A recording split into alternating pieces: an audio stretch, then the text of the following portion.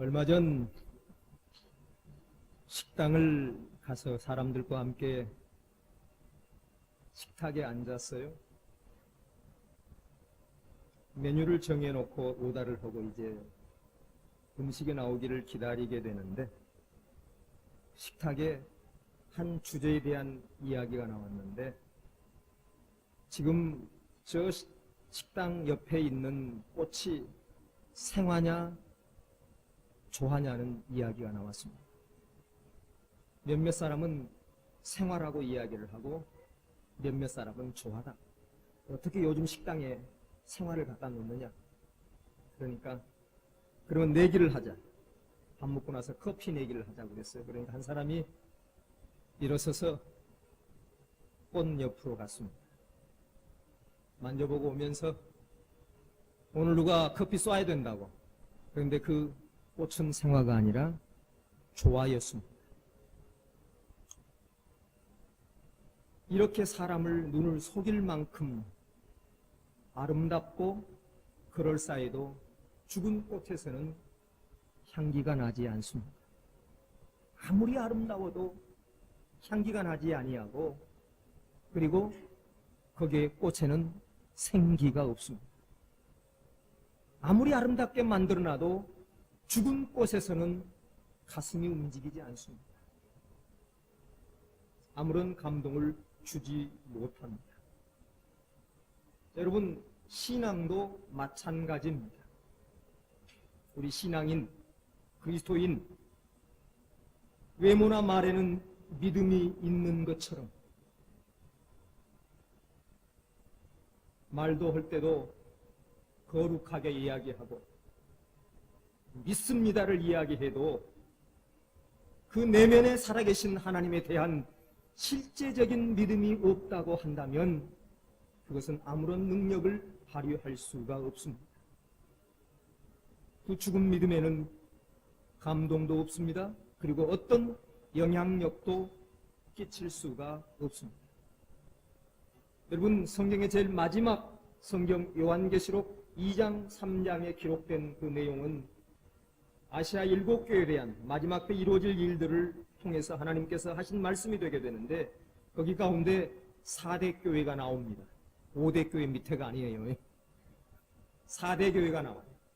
그런데 그 4대 교회에 우리 주님께서 경고의 말씀을 주게 되는데 내가 내 행위를 아노니 내가 살았다는 이름을 가졌으나 죽은 자로다 말씀하십니다. 아마 4대 교회는 건물이 멋졌는지는 모르겠어요. 아마 대리석을 세우고 아마 성전을 아름답게 꾸며놨는지는 모르겠어요. 그리고 거기에 사람들이 들랑달랑하면서 구제도 하고 무엇도 했는지는 모르지만 그러나 그곳에는 실상에 살아있는 믿음이 없다라고 말씀하시면서 이름은 살아있으나 내용은 그것은 죽었다라고 말씀한 것을 보게 됩니다.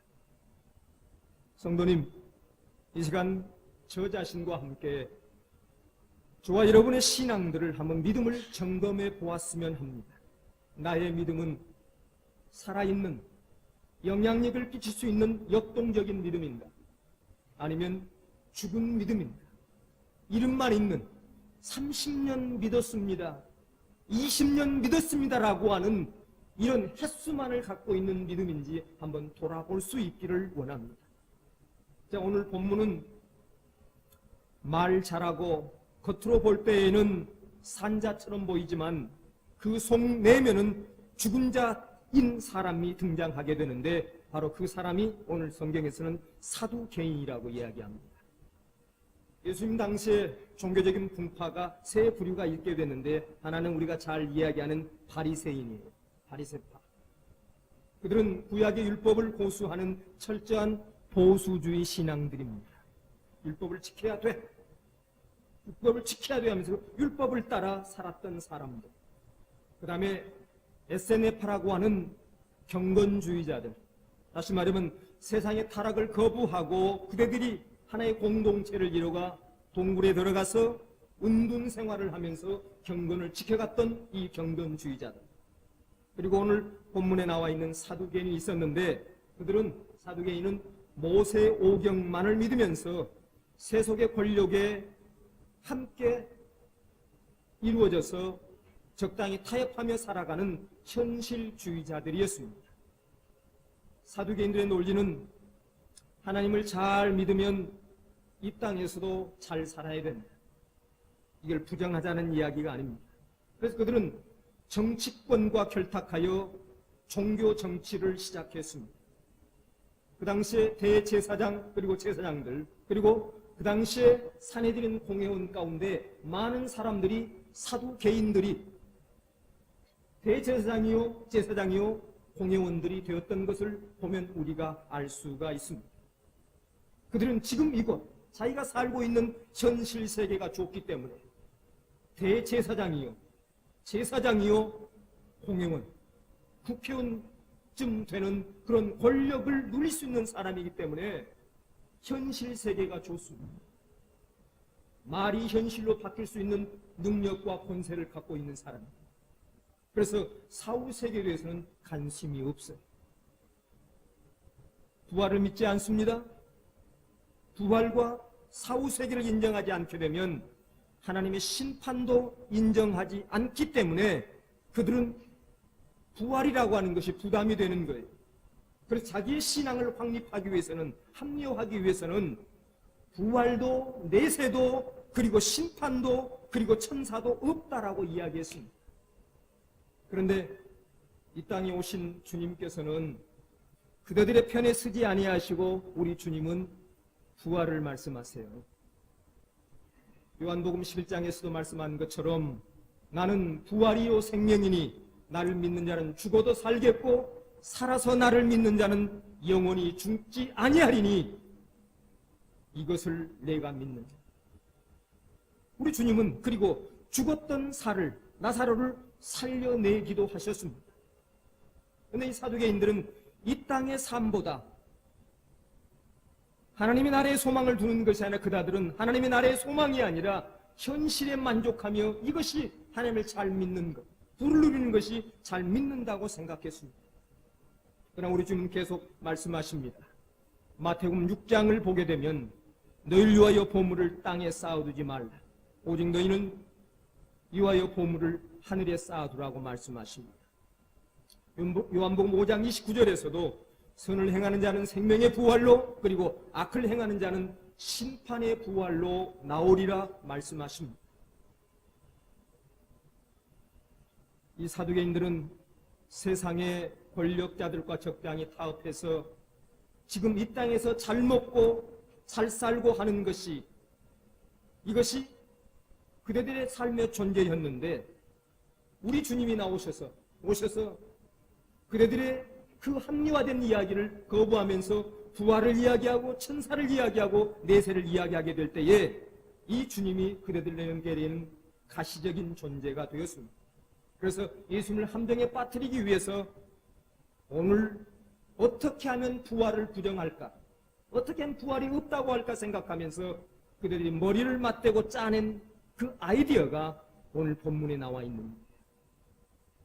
오늘 20절로 23절에 보게 되면 그 집엔 아들이 7명이 있었다 그래요. 오늘 본문은 그래요. 아들이 7이다. 7형제가 있었는데 마지 큰아들이 장가를 가서 아내를 취하였는데 후손을 얻지 못하고 죽었다고 합니다.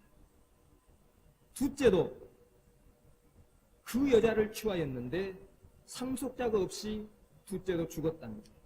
그리고 셋째, 넷째 하여 7째까지 다 상속자가 없이 죽고 최후에 그 여자도 죽었습니다. 이제 다 죽어서 그들이 다시 부활한다고 한다면 이 죽었던 아내는 누가 남편이 되느냐고 주님께 묻는 거예요. 아마 확률이 없는 기발한 추론을 들고 나와서 주님께 묻는 거예요. 당시 이스라엘은 우리가 이해할 수 없는 일이지만 계대 결혼이라는 것이 있었습니다. 형이 결혼을 했는데 자식이 없이 죽으면 가문의 보존을 위해서 그리고 과부된 형수님이죠. 여자의 생활을 보장하기 위해서 동생이 형수와 결혼을 하여 사는 경우가 있었습니다. 그런 법이 있었습니다. 그러나 이런 경우가 극히 일부분이었습니다. 그런데 사두개인들은 이 일이 한 가정에서 7 형제 사이에 계속해서 일어났다라고 이야기합니다. 제가 한번 상상을 해봤어요. 그 당시에 어떻게 죽었을까? 7명이. 그래서 장남은 갈릴리 호수에서 헤엄치다 죽고, 둘째는 요단강 건너 죽고, 셋째는 양치다가 이리에 물려 죽고, 넷째는 홍수에, 다섯째는 가뭄에, 일곱째는 말 타다 떨어져 죽고. 아무리 생각해봐도 어떻게 7명, 여자는 하나도 안 죽고 남자만 죽어야 되는 건지.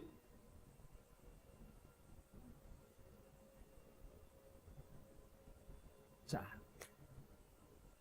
이렇게 해서 마침내 7형제가 다 죽고 여자만 남았는데 나중에 부활하면 누가 여자의 남편이 되느냐 하는 이 문제입니다. 부활할 때 한 여자를 두고 7 형제가 싸우게 되니 차라리 이 부활이 없는 것이 낫다라고 합니다. 이걸 들고 주님께 나온 겁니다. 다시 말하면 부활을 부정하기 위해서 만들어낸 이야기치고는 너무도 좀 그렇죠. 자, 지금도 영적 세계를 부정하고 부활과 영생과 내세와 심판을 부인하는 자들은 별별 이야기를 만들어냅니다. 하나님이 살아계시다면 왜 세상이 불행이 존재하느냐? 왜 불공평한 일이 일어나느냐? 그러면서 교회 잘 나가는 영식이 아버지 짜장면집은 왜 안 되느냐? 교회 잘 나가는데 왜 안 되느냐? 왜 이 땅에 장애인이 낳고 봉사가 나느냐고 이것을 불공평하다고 이야기합니다. 그래서 자꾸 어두운 면만을 부각시키면서 하나님의 존재를 부정하고 영적 세계에 대적하려고 합니다. 그리고 하나님의 능력을 제한하려고 하는 것입니다. 그런 사람들은 오늘 본문 사두개이처럼 주로 비극적인 스토리를 늘어놓습니다. 그래서 오늘 이 본문을 아마 제목을 붙인다면, 소설을 써가지고 제목을 붙인다면 아마 좀 이상한 제목이 나올 것 같아요. 7번 드레스를 입고 7번 상복을 입은 여자. 아마 이런 소설은 없죠. 아마 소설에도 있을 만한 이야기는 아닙니다. 그런데 스토리를 만들어도 왜 이렇게 비극적이고 극단적인 것을 상상해야 합니까? 그것은 그들의 마음이 어둡기 때문입니다. 그리고 그들의 마음 속에 하나님이 없기 때문입니다. 여러분, 하나님이 없는 사람들 마음은 어둡습니다. 그리고 부정을 이야기하고, 그리고 어때요? 극단적인 이야기를 하게 됩니다. 요즘 우리의 세상을 살아가는 우리 주위의 사람들을 봐도 오늘 긍정적으로 사는 사람이 있는 반면에, 여러분, 오늘 사두개인처럼 긍정적인 삶을 살면서도 부정적인 한두 가지 때문에 억눌려 있는 사람들을 보게 됩니다. 올해 초 휴스턴 가정교회 세미나를 참석해서 거기에 많은 목사님과 사모님들이 오셨어요. 교육자들이 오셨어요. 근 150명이 넘는 분들이 전국, 그리고 한국, 그리고 북미, 유럽에 오셨는데, 거기에 나중에 소그룹 7명, 8명의 소그룹이 나누어져서 그분들과 함께 나누고 발표하는 이런 일들이 있었습니다. 그런데 목회자라서 그런지 모르지만은 그 짧은 시간, 5박 6일인데 만나서 그분들과 그 소그룹 모임은 시간이 얼마 되지 않았어요.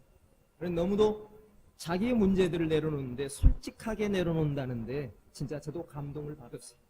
저도 내 자신의 문제를, 가정의 문제를 솔직하게 내려놨는데, 그런데 거기 함께 소그룹에 있었던 한 목사님이 자신의 문제를 진짜 적나라하게 내려놓는 거예요.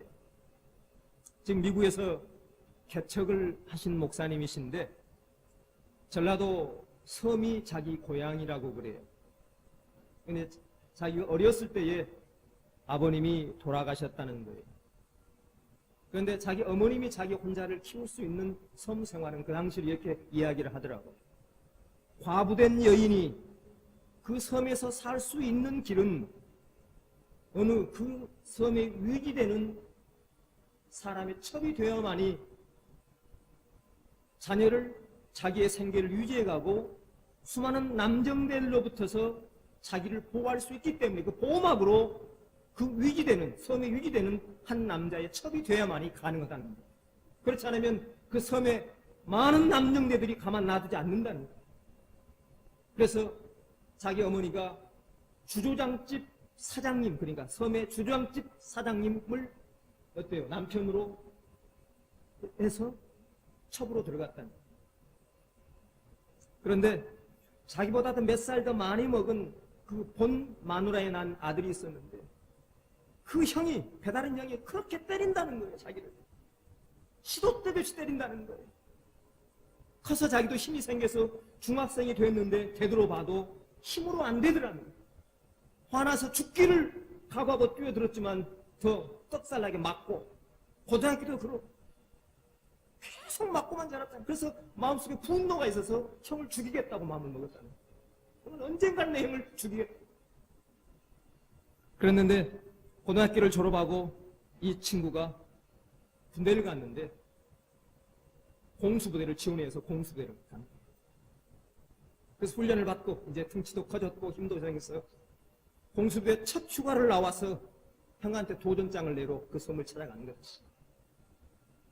형한테 정중하게 나오라고 했어요. 그리고 둘이 붙었대요. 근데 이겼대요. 그때는 형을 죽살나게 때려놓고 형한테 물었대요. 왜 나를 그렇게 때렸느냐. 시도 때 아침에도 점심 저녁 때렸는데 왜 때렸냐. 이유가 없다는 거예요. 그냥 밉다라는 거예요. 뭐 다른 이유가 아니라 그냥 미워서 때렸다는 거예요. 그런데 그 과정 속에 어머니는 조그마한 섬에 있는 교회에 가서 기도하고 예배 생활하는 것이 낙이었고, 자기도 그때에 어머니의 손을 잡고 교회에 나가는 것이 주님을 만났던 거예요. 자, 저는 여기서 하는 이렇게 생각해 봅니다. 그 어려운 환경 속에서 자라온 그 모습을 보면 불량배가 될 수도 있고 역기로 나갈 수 있음에도 불구하고 그는 모든 상황, 부정적인 것, 이것을 받아들이지 아니하고 그 환경 속에서 긍정을 생각합니다. 하나님의 나라를 생각하고, 그리고 그가 한 목회자가 되어서 그 이민 목회 속에 많은 사람들, 어려운 자를 섬긴다고 하는 것입니다. 섬깁니다.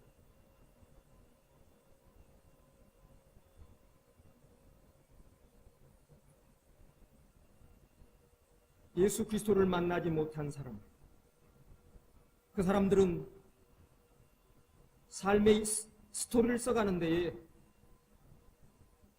밝은 가운데서도 어두운 글을, 그 스토리를 써나가게 되지만, 그러나 오늘 하나님의 사람은, 하나님을 만난 자는, 산 믿음을 갖고 있는 자는 오늘 세상의 저주와 미움을 불태울 수 있는 데서 오히려 자신의 생을 불태우면서 예수의 사랑으로 주위를 섬길 수 있고 주위에게 영향력을 밝힐 수 있는 이 사람이 될 수 있다라고 하는 사실입니다.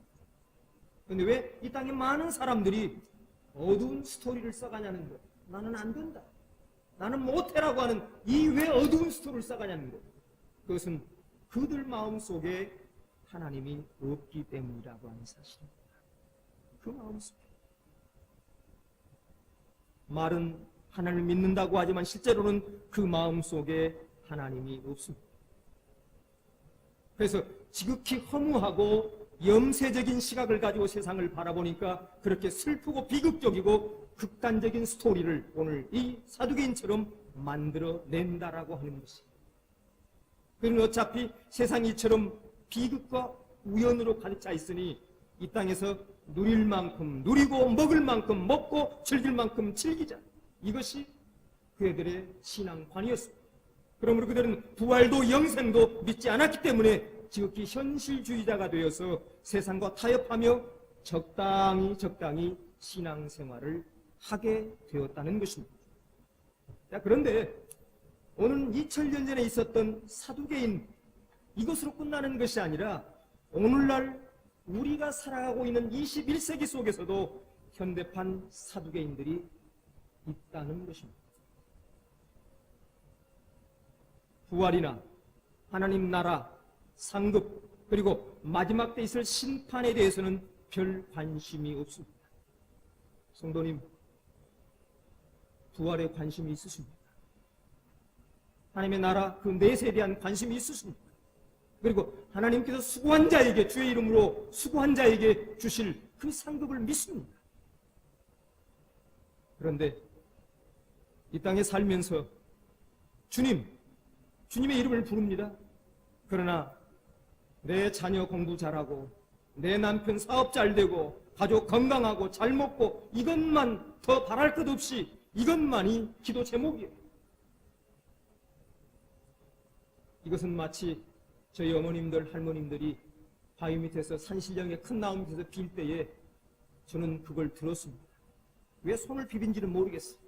할머니가 손을 비비면서 온 식구 이름을 불러대면서 건강을 달라고 먼 복을 달라고 비는 걸 봤어요. 이것은 기도가 아닙니다. 이 기도 제목이 우리의 현실 문제의 그 이상을 벗어나지 못하는 것입니다. 하나님 나라에 대한 산소망, 이 땅에 주님의 나라와 그리고 이 땅에 구원받을 백성과 그리고 이 땅에 전파되어야 할 하나님의 그 복음에 대해서는 조금도 관심이 없습니다. 정말 내 인생을 통해서 하나님의 역사가 나타나고 그리고 우리의 가정이 구원받고 그리고 우리의 이 땅에 하나님의 나라가 세워지고 그리고 복음의 열방이 전파되어져서 하나님께 기뻐하는 일에 대해서는 관심이 없다고 한다는 사실입니다. 그러면서 오직 우리 가정만을 생각한다고 한다면 오늘 우리는 우리 하나님을, 그 능력의 하나님을, 그 권세 하나님을, 역사를 주관하는 하나님을 우리는 내 삶의 작은 상자 속에 가두어 놓는 이런 현대판 사두개인이 될 수밖에 없다라고 하는 것입니다. 오늘 이런 자들을 가르쳐 예수님께서 오늘 24절로 25절에서 말씀하십니다. 예수께서 이르시되 너희가 성경도 하나님의 능력도 알지 못함으로 오해함이 아니냐. 사람이 죽은 자 가운데 살아날 때에는 장가도 아니가고 십도 아니가고 하늘에 있는 천사들과 같으니라. 다시 말하면 너희들은 성경을 잘 모른다라고 오늘 말씀하십니다. 하나님의 능력도 알지 못한다고 말씀하십니다. 너희들은 오해하고 있다고 오늘 말씀하고 있는 것입니다. 그러면서 하나님의 말씀인 이 성경은 우리가 생각하는 것보다도 훨씬 오묘하고 훨씬 깊다라고 하는 거예요. 그래서 로마서 11장 33절에서 깊도다 하나님의 지혜와 지혜에 풍성하며 그의 판단은 헤아리지 못할 것이며 그의 길은 찾지 못하리로다 말씀하십니다. 우리가 부활하게 되면 전혀 차원이 달라지게 됩니다. 시집도 장가도 아니가고 천사와 같다고 오늘 주님은 말씀하여 주시고 있습니다. 자, 그러면서 27절에 우리 주님이 이렇게 결론을 내리고 계세요. 하나님은 죽은 자의 하나님이 아니요 산 자의 하나님이시라. 너희가 크게 오해하였도다 하시니라. 하나님은 사두개인처럼 죽은 자를 생각하고 죽음의 한계에 갇혀 있는 죽은 자의 하나님이 아니십니다. 생명의 신, 산 자의 하나님, 그리고 절망하지 않고 두려움을 모르고 심지어 죽음의 공포까지 뛰어넘을 수 있는 산 자의 하나님이시라고 하는 사실입니다.